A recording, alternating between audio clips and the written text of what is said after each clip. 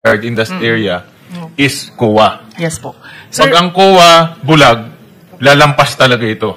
Sir, pwede ko po bang i-share, sir, yung mga paghihirap din po ng auditor? Di ba, sir, as mentioned earlier, sir, kahit po meron pa po tayong limited movement during 2022, nag-inspect po sila. Based po sa kwento ni Miss, nung ATL po, naghahati pa po silang dalawa nung kanyang member para lang po marami silang maikutan pag nag-inspect po sila. Hindi lang yung inspection eh. Yes, Inspection na intindihan ko, yung dokumento eh. Ang hindi ko maintindihan, bakit hindi na-detect sa dokumento na in 15 days tapos na yung proyekto? Yung sinasabit na supporting documents, mga pare-parehong pictures. Yes, sir. Hindi na inspection. Ako naintindihan ko inspection, yes, malalayo talaga. Pinuntahan namin, malalayo talaga. But yung dokumento lang, tabletop lang to. Opo. Kaya po nag-disallow yung auditor po natin, sir. Yeah, but this is after many years. But hindi dinisallow immediately at in-elevate to kaagad. Sir, madami po talaga kasi. Kailangan po kasing i-check din, sir. Kasi sa totoo lang po, pagka nagdi-disallow din po, iniisa-isa po ng auditor. Ganito na lang. What we want is pati yung COA resident auditor maimbestigahan rin. Sige po, sabihin kasi po kung hindi, mawawala nung kami ng kumpiyansa sa COA. Okay. Senator Win? Yes. May interject. Quick question lang po. Follow up on that question. Kay Engineer Bryce. Engineer Bryce, meron kayo resident auditor. Sino po ito? Sa pagkakakilala ko po si Ma'am Cindy po. Nakakausap niyo po ba? I mean, pasok ba siya sa grupo ninyo sa transaksyon para nabibigyan niyo ba siya? Ilang porsyento binibigyan sa kanya para pirma lang siya ng pirma? Specific na wala po, pero alam ko kinakausap siya ni Boss Henry tsaka po ni accountant namin. Regarding po dyan. So alam mo ko, resident ko, auditor niyo yung mga ghost project na yan? Mga substandard project, alam yan? Sa pagkakaalam ko po. Will you confirm, Engineer Alcantara? Your Honor, tingin ko po wala pong alam si auditor doon sa mga ghost project po because they're relying on the documents po. Hindi po sa actual field po talaga. In fairness po kay auditor. Relying po sa mga documents na sinasabit nila Bryce Hernandez at saka JP Mendoza. Is that correct? Actually po, ang proseso po Your Honor, accounting section po ang nagsasabit po sa... Accounting section po ninyo? Yes po, Your Honor. Nandito po ba ang accounting section po ng DPWH District 1? Siya pala nagsasabit sa COA? Sir, bagong bypass po. Lahat ng mga tao may sakit, may cancer, may bypass, may trangkaso. Sige po, that's all, Senwin. Thank you. Akala ko second round muna yun, Senator Tulfo. Ang punto ho namin, Ma'am Sunico, is ibalik ang tiwala sa COA. Because in many of our organizations, COA talaga ang safeguard doon. Sa local government, COA rin. Even pinaka-barangay, COA rin. Pero ito, hindi ako naniniwala na makakalampas to sa COA kung hindi ho kasali siya sa modus. No? Pwede yung na-absuelto ho siya ni Engineer Alcantara. But then again, ang gusto ho namin, mabalik ang tiwala sa COA. Chair, isang interjection lang. With the permission. Yes, with the permission. Talaga pong ang tiwala, napaka-importante. Madam COA, yun pong 140,414,518 pesos 37 centavos. Ito po ay notice of disallowance sa SBMA. Noon pong June 20, 2017, after several petitions raised by SBMA, nag-issue na po ng desisyon ng Korte Suprema, final and executory. Final and executory. Ang nagbayad lamang po ay halos 3 million. Ang hindi po nyo siningil, 137 million plus.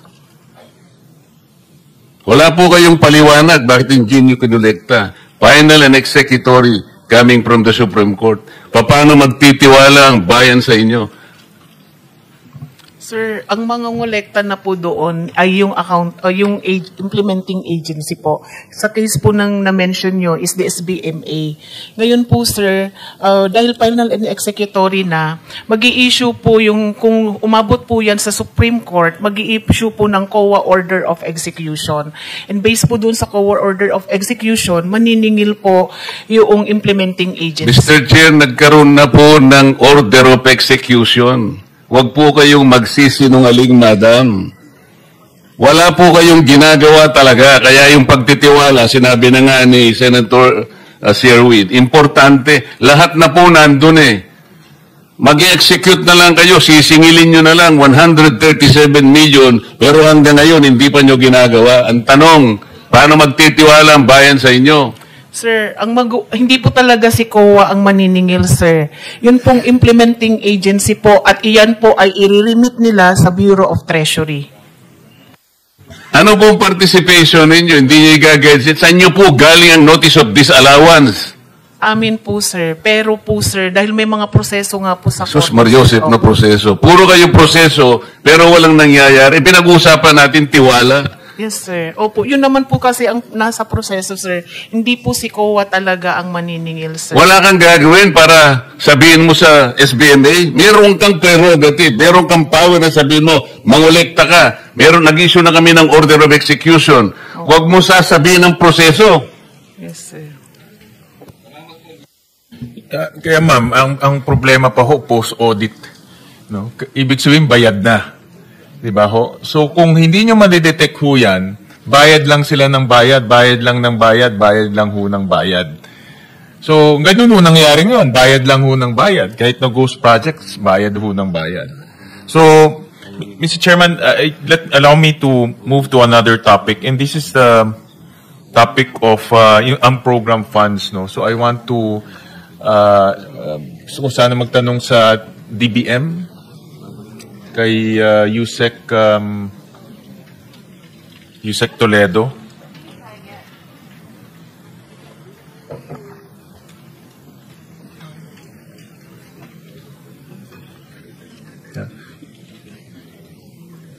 Yusek, ano ang guidelines that governs yung pag-apply at paggamit ng unprogrammed funds? Ano pong specific guidelines ho yun? Thank you, Mr. Chair.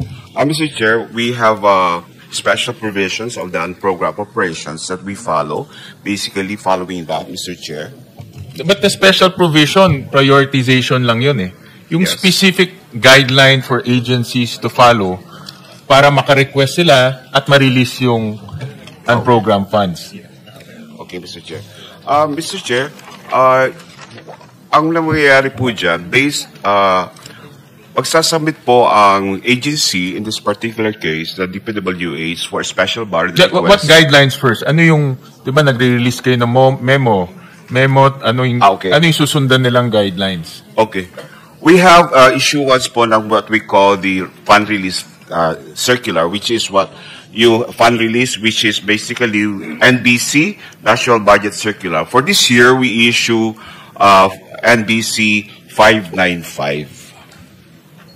595. Sir Win, we'll give you an extra 1 minute kasi expired na yung 7 minutes. Sige po, Extra one Okay. minute. So, 595. And dito po sa guidelines na ito, sino DPWH, yun ang ating focus. Sino sa DPWH ang dapat ho mag-request? The head of the agency, Mr. Chair, which is Secretary Bonoan, and even in the past, we have also some records to show that we have a request coming from the agency, Mr. Chair. So all requests should be signed by Secretary Bonoan. Yes, Mr. Chair. Okay. And ano ang mga for infrastructure projects, ano ang mga supporting documents ang kailangan?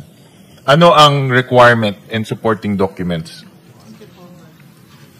Of course, with the special budget request, doon sa po based on our charter, meron po tayong sinasabi budget execution document, which is basically submission of financial report, the disbursement program, the physical program, Mr. Chair. So bed 1, 2, 3, plus other documentary requirements, Mr. Chair. And kailangan din kasama rin dito yung shovel readiness. Of course, Mr. Chair, kasi that will also sort of importance po na kailangan po ma-justify nila that the program or project that's being requested is ready for implementation. So dapat yung submission nila for request for program fund, shovel ready siya. Yes, Mr. Chair, based on the plan. Yes. Okay, and then through the evaluation, i-evaluate niyo yun, and who is the approving officer to release the fund? The program operation is being approved and signed. The release document is being signed by the secretary. So all projects na program dapat shovel ready. And when nakita ko doon sa inyong memorandum circular, ang definition ng shovel ready, may feasibility study, may plano, may detailed engineering. Tama po ba? Lahat na yun, all those coordination with the local government. Yes, Mr. Chair. Okay. Because narinig ko rin kay Secretary Vince Dizon last time na in all of his, almost all, na mga flood control projects, walang plano. Sinabi niya yun. At least, halos lahat nung nakita niya, walang plano. No? Nakita niyo ba itong mga sinasubmit sa inyo ng DPWH? Nakita niyo mismo may plano, may feasibility study, and kompleto lahat yun? Mr. Chair, what is being submitted to us is yung, as mentioned to you, yung budget execution documents. But as far as the plan, that is, we leave it to the Department of Public Works and Highways, being the one who are responsible in determining the readiness of the projects, Mr. Chair. Yeah, but do you ascertain? Kasi meron kayo ditong meron kayong mga grupo na chinecheck mabuti yung submission sa inyo kung shovel readiness na Diba, Sir Tuwin, can you wrap up? Yes, Naka 2 minutes ka pang extra. Sorry, Mr. Chairman. Well, Mr. Chairman, ganito na lang. Just submit to us yung mga documents na sinubmit sa inyo ng DPWH.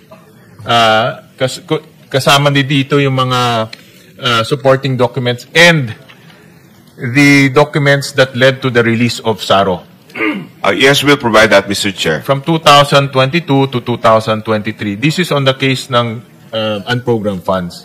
Yes, Mr. Chair. Mr. Chairman, ito last na ho to, no? Before I terminate. Because I was also, since si Mr. Saldico ay madalas kong mabanggit dito and highlight ho siya nitong natin. I'll just show some of our findings sa research ho namin. Pakilabas nga yung slide 3. So, lumalabas ho, Mr. Chairman, slide 3, na from 2022 to 2025, 34 billion na ho ang na-release to SunWest Corporation. And ito hong data, sinabit ho sa amin to ng DPWH kung ano po yung mga projects na na-release na sa SunWest Corporation. At tinignan ho namin at which process of the budget nakapasok ho yung mga projects. Makikita ho natin in 2023, 1 billion na sa unprogrammed appropriation. In 2024, 3.2 billion na sa unprogrammed appropriation. But makikita rin ho natin from NEP to GAB to GAA, saan pumapasok yung mga projects na na-award po sa SunWest Corporation. Ang punto ho dito, 4 billion na award po sa SunWest Corporation galing sa unprogrammed appropriation. Yun po yung punto. Kaya, important, Which is not easy, no? Which is not easy because mayroon guidelines ang DBM na dapat shovel ready. No? So, tinignan din ho namin yung isa pang corporation, High Tone Corporation, which is connected to Zaldico rin. Makikita ho natin dito na nagamit rin po yung unprogrammed appropriations to a tune of about 814 million pesos. So, pag kinonbine ho natin yung mga projects awarded to SunWest and High Tone, lumalabas po almost 47 billion pesos po. Lahat na ho yan, but sa unprogrammed lumalabas is Almost 6 billion pesos. Unprogram lang yun. Unprogram. Unprogram lang ho yun. Thank you. Yeah. Thank you for pointing that out. Thank you. Senator De La Rosa. Thank you. Before that, the Senate President first. Before that, just one question, Mr. Chairman. Because I will be leaving shortly.